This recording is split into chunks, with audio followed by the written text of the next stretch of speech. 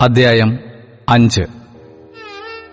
എന്റെ സഹോദരി, എന്റെ കാന്തേ, ഞാൻ എന്റെ തോട്ടത്തിൽ വന്നിരിക്കുന്നു.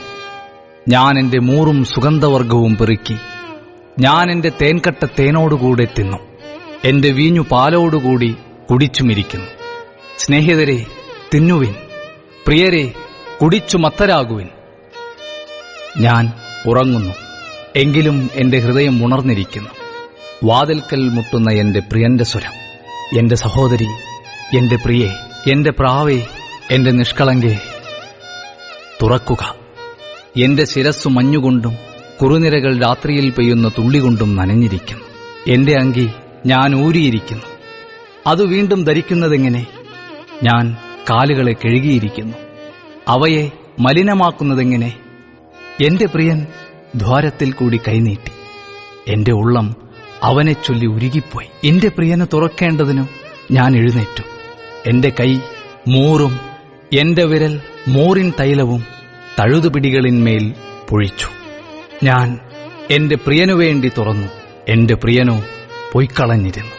അവൻ സംസാരിച്ചപ്പോൾ ഞാൻ വിവശയായിരുന്നു. ഞാൻ അന്വേഷിച്ചു, അവനെ കണ്ടില്ല. ഞാൻ അവനെ വിളിച്ചു, അവൻ ഉത്തരം പറഞ്ഞില്ല. നഗരത്തിൽ ചുറ്റി സഞ്ചരിക്കുന്ന കാവൽക്കാർ എന്നെ കണ്ടു.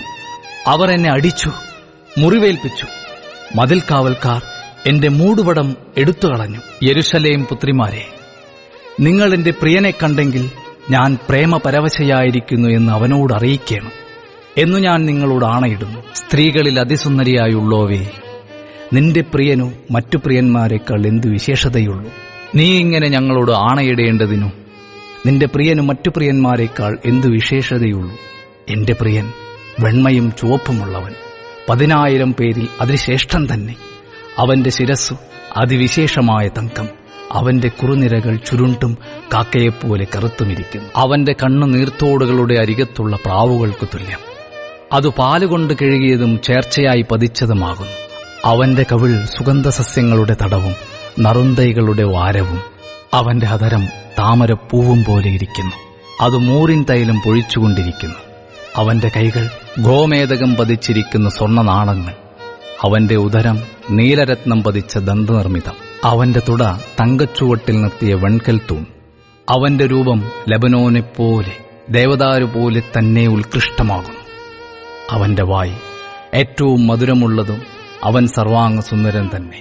യെരൂശലേം പുത്രിമാരെ, ഇവനത്രേ എന്റെ പ്രിയൻ, ഇവനത്രേ എന്റെ സ്നേഹിതൻ.